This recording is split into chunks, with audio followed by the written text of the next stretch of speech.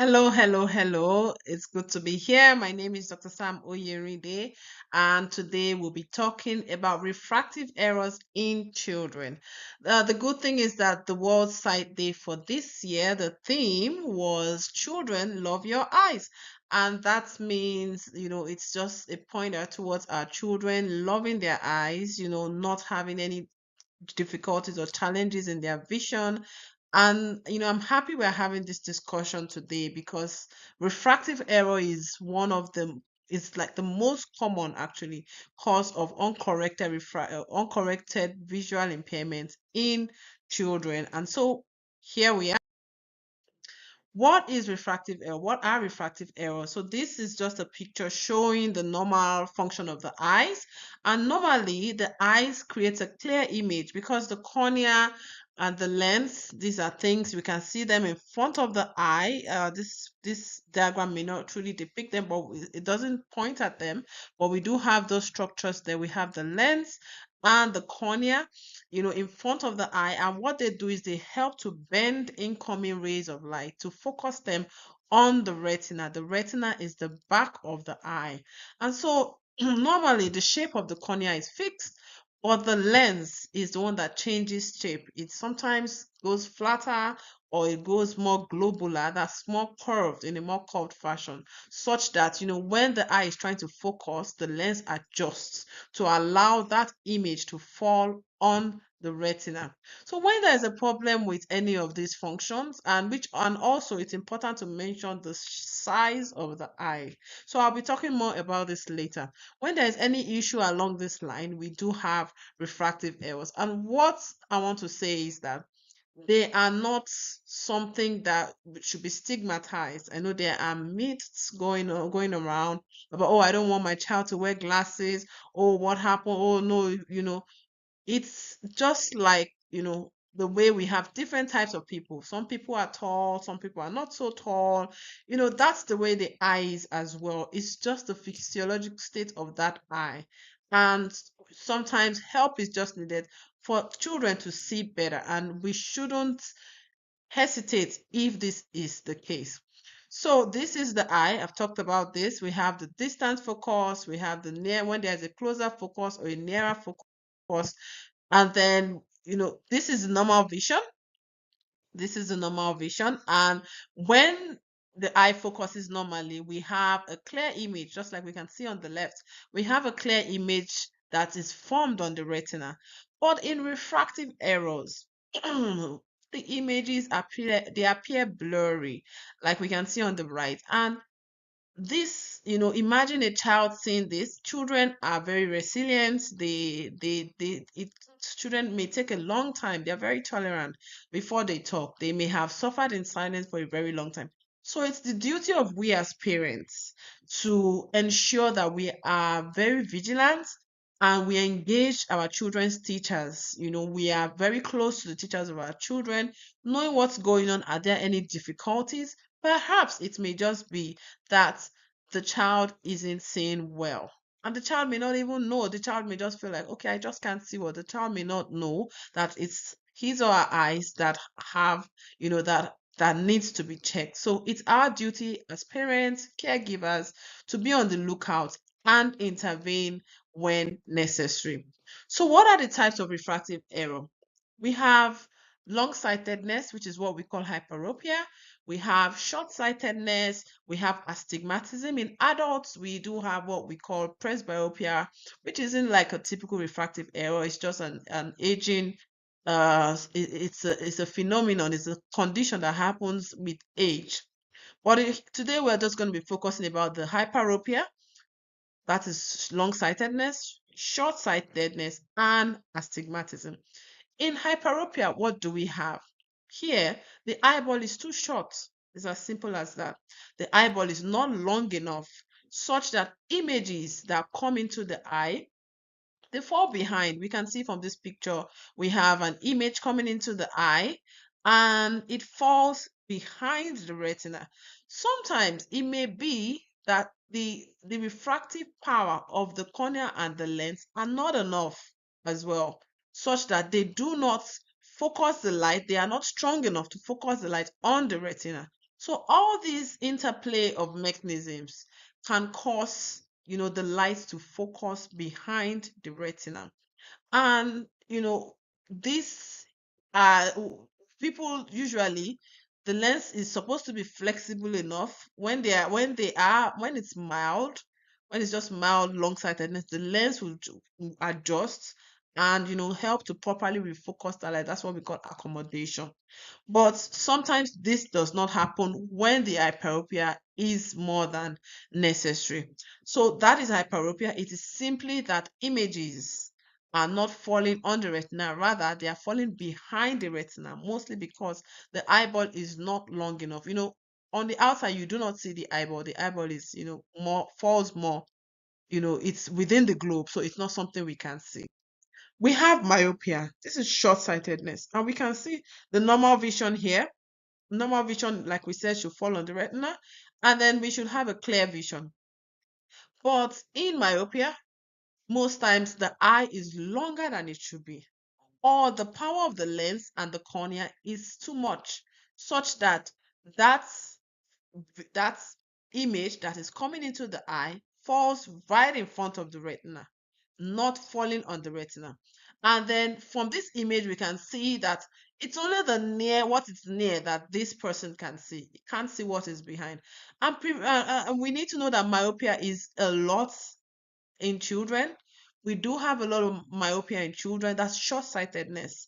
And it increases with childhood. When a child is short-sighted from a young age, it keeps increasing most times until the child keeps growing. As the child keeps growing, the myopia is increasing.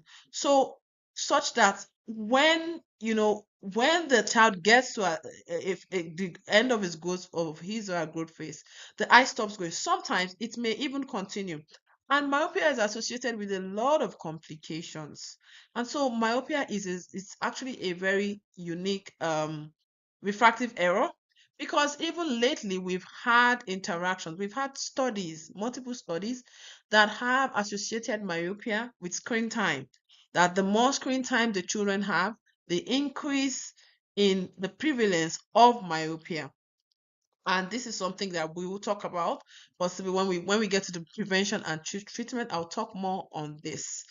Uh, we have astigmatism. Astigmatism is when there isn't a single, normally the normal vision, the image should fall at a single focal point on the retina. But when we do not have this, we have different multiple focal points. We have astigmatism happening. And here we have the special lenses that occur that are used in astigmatism.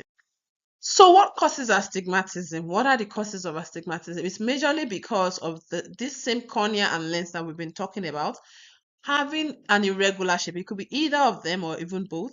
When there is an irregular shape, on the cornea, for instance, we have different parts of the cornea bending the incoming rays of light in different forms and forming multiple focal points on the retina, as we can see. So because we do not have one focus, one one a single focal point, we have different multiple focal points. This causes like blurry image. Blurry because it's not single, it's multiple. There's a blurry image of a blurry image of the object coming into the eye is formed, and as such the eye doesn't see well. So we have treatment mechanism for this. What are the symptoms for refractive error? There are different symptoms. First of all, we need to know that it may even be asymptomatic. That's no symptom at all. The child may not have symptoms, you may not know, but there could just be some sinister things like, the child not doing well. If your child is not doing well in school, you want to check the vision of your child. Caregivers, I'm going to repeat that. If your child is not doing well in school, you want to check, excuse me, you want to check the vision of that child. Because the child may not know that he's not seeing well. May just feel like, that they may even be too young to talk. So usually we have blurry image. That is the number one symptom of refractive error. We can have headaches. The child can have eye aches such that they even rub their eyes. Oh, excuse me. There could be squinting. So we could have the child squinting or frowning, in a bid to try to see well. Maybe when they are reading, they could even be blinking excessively or rubbing their eyes. So these are things that we can see, by rubbing the eyes to look as if they are itching, which they are not. It's just, rubbing of the eyes. So these are things that we may see. Sometimes it could be the teacher or the school nurse that will be the first person to detect this problem. The teacher will tell you, he needs to be moved forward to see, or he doesn't see well, or he writes something different. Another way we can know this as caregivers, to check the notes of our children. Does it make sense? Sometimes they write something different from what is written on the board, and we may not even know. All this is tantamount to them not doing well in school. So we need to be vigilant, we need to be on the lookout, because if uncorrected, there are consequences, there are complications, which I will talk about later. But such children may have loss of interest in studying, in reading. They do not want to read. They do not want, they do not even sometimes want to go to school. They are not seeing well. They are not doing well. So our threshold has to be low while looking out for things like this, because vision is, the impact of vision is very significant, on children in terms of their academics.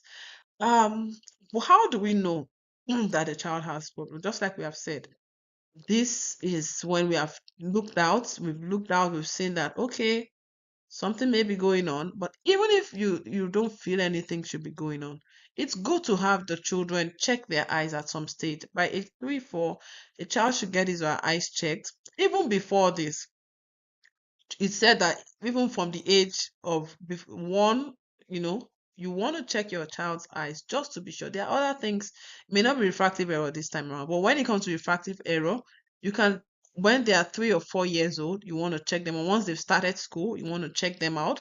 But there are other things you will want to have the sight of your eyes of your child checked even before, long before this age, because there are other conditions that need to be picked on time, such as retinoblastoma in children. These are things that occur even around the age of 12 months or before, and you want to check this out before that comes up. So you want to check those out. You want to do a normal routine eye check for your child. Now, if you're looking out for refractive, or your child is already going to school, you want to screen. If there's a positive family history, you want to screen earlier. You wear glasses, your husband wears glasses, or somebody in the family wears glasses. You want to check earlier. Some people may wait till 5, 6 years, but if you have family history, you want to check earlier. You want to preempt this so that the child doesn't start having problem and keeping quiet, suffering in silence before this is picked up. Now, you check them up. Usually we have things that we check. We have charts that we use. You may feel like, oh, how are they going to check a child? We have charts that we use, and we check each eye separately. Refractive error can differ in one eye. Most times, even when they have the same type of refractive error, it's not the same power. It's not the same exact power of lenses that they need. So we check one eye separately, we test each eye separately, and we cover the other eye while checking one eye. And you can get to be seen by an optometrist to check the eye of your child. There are also ophthalmologists, you can who work with optometrists. Everybody has his or her role that they play. However, the bottom line is to get the child of your eyes, the eyes of your child checked, so that if there is any intervention, this can be done as soon as possible. So how do we treat? Uh, First of all, here I would like to talk about what happens if we don't treat, so that we appreciate the need to be treated. When children have refractive errors, we have when they are untreated, this is a big issue because it causes visual impairment. Now, sometimes this can even proceed to what we call amblyopia, when the vision, especially in one eye, it can, especially when the vision in one eye is really poor, such that the brain just switches off vision in that eye that, oh no, you are confusing me. and it just turns off the vision in that eye. And by that time, it's tough after some years to regain it. So these are things that your eye specialist is going to pick up. Is there a refractive error? If there is one, if there is a significant difference between both eyes, one eye could be becoming what we call amblyopic. And then we know how to intervene as soon as possible such that it doesn't become a permanent situation. That's the brain doesn't switch it off permanently. So that's one reason. Another reason is sometimes, for example, in children who are farsighted, they could be accommodating a lot. That's the lens is trying to work so hard because they are farsighted, it's trying to work so hard to make sure that they see, such that they have deviation of the eye, what we call like cross eyes. So this can happen sometimes, and it could just be because the child has a refractive error. And so wearing glasses will just solve this problem. So these are some of the things that refractive errors can cause, and if left untreated, may cause permanent damage to the eye. So what do we do now? We have eyeglasses. We have eyeglasses that's the main modality of treatment, is the use of eyeglasses. And for hyperopes and myopes, eyeglasses are given to the children. We do have contact lenses, but this is not in young children because of safety concerns. There are a lot of safety concerns and also a lot of terms and conditions, and um the way contact lenses are used, precautions to be taken with the use of contact lenses, which children will not be able to comply. So eyeglasses is still the mainstay of treatment. And for hyperopes, we do have the treatment that we give. For myopes, we have the type of lenses, and so also for astigmatism, we have the type of lenses that we give. In hyperopia, we have, I'll start with hyperopia. In hyperopia, we give the convex lenses. And what they do, they are called converging lenses. And we said in hyperopia, the eyeball is too short. So the image falls behind the retina. So these converging lenses, by converging lenses, there's nothing so special. It's just all, what is within that glasses that the child is wearing. And so we give them the convex lenses, and this will help to converge the image to fall on the retina. It's just, that the eye needs a little more help. It's nothing that should bother us as parents. Oh, I don't want my child to wear glasses, it's going to look somehow. If the child needs glasses, please let us get it for the child. So we give the convex lenses in hyperopia. The image falls on the retina. Usually the eye specialist is going to assess the child. In mild hyperopia, sometimes glasses are not given, especially if it's not symptomatic. But if it's symptomatic and it's affecting the child, or if it's not symptomatic and it's high values based on the tests that are being done, we do give glasses. Or for instance, the child is already having cross eyes, the eye is already deviating inwards, we want to give glasses. So you work with your eye doctor and allow this to be given. And usually there are even, fancy frames given to the children which will attract them. Sometimes they give them rope, the rope that's connected to the glasses so that it doesn't fall off, it doesn't get lost. So these are things, just to attract these children, colorful forms of these things. Now we go to myopia. What do we do in myopia? We give concave lenses. In myopia, we give concave lenses, and here the concave lenses are known as diverging lenses. We said that the image falls in front of the retina, so we want to ensure that we diverge this image further so that it falls on the right place. So that's what happens in myopia. However, it's important to say that for children who have progressive myopia, who who even have myopia, studies are found. We talked about the screen time the other time. There are so many studies actually that have related myopia with increased screen time. So what do? You want to limit the screen time. You can check. There are recommendations for screen time, but I won't want to, say give any absolute values here, but there are recommendations for screen time for children at different age groups. And what is best recommended is outdoor time. Outdoor time, thank God, it depending on what climate you are in. If it's in a tropical region where children can go out, can play outdoors as much as possible without cold, that's a good one. As much as possible, you want your child to play, or even within the house, play with each other rather than watching screen. There have been some associations with inadequate exposure to natural light. That has been some of the theories that have been proposed with this myopia and screen time. So inadequate exposure to natural light, or so much closeness to the screen. And recommendations such as the distance between the eye and the screen have been talked about as well. However, that is not the main topic of today. But I would just say that the less the screen time for children with myopia, studies have found that this helps.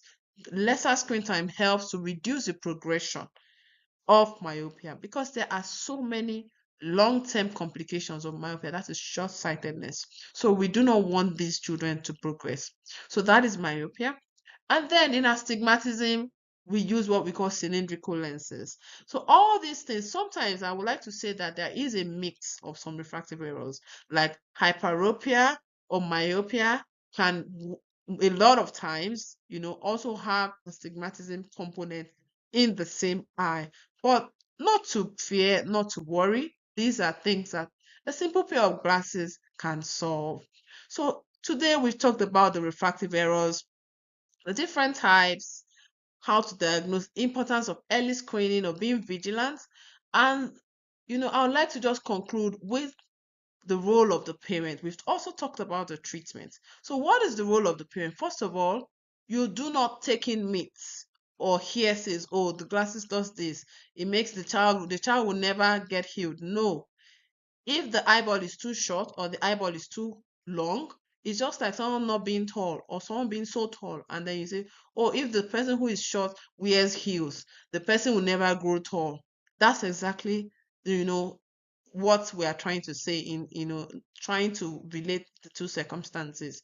So it doesn't affect, glasses doesn't affect, it only helps when the child, and it doesn't cure. Let us also know that when the child takes off the glasses, the state of the eye is the same as it was before the child wore the glasses. So it's a form of help, especially in children who are studying and need to see to do well academically. So the role of we as caregivers is to help our children do better in their academics, which includes ensuring that their vision is optimal. So that is one role. Another major role is to get help when needed. Once we know, that this is the situation, we are vigilant and we see, we identify, or even if we are not sure, it doesn't hurt to check. Once we get checked and we see that there is help is needed for that child, please get help. And I trust that all our children will do well by God's grace. Thank you so much. It was great being here. I hope we have learned a lot. Lastly, I forgot to mention the surgery. There are surgical treatments for refractive errors, and there are a lot of them. However, it's not recommended in children until a certain age when they're much older. And surgery is not really, it depends on the location.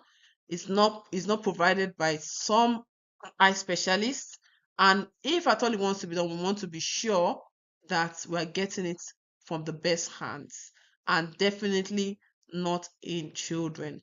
It's recommended in older age, when these children are older and they are possibly 18 and above. There is no specific age, however, it has been not been profiled in children.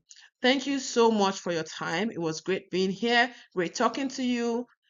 If there are any questions, let me know.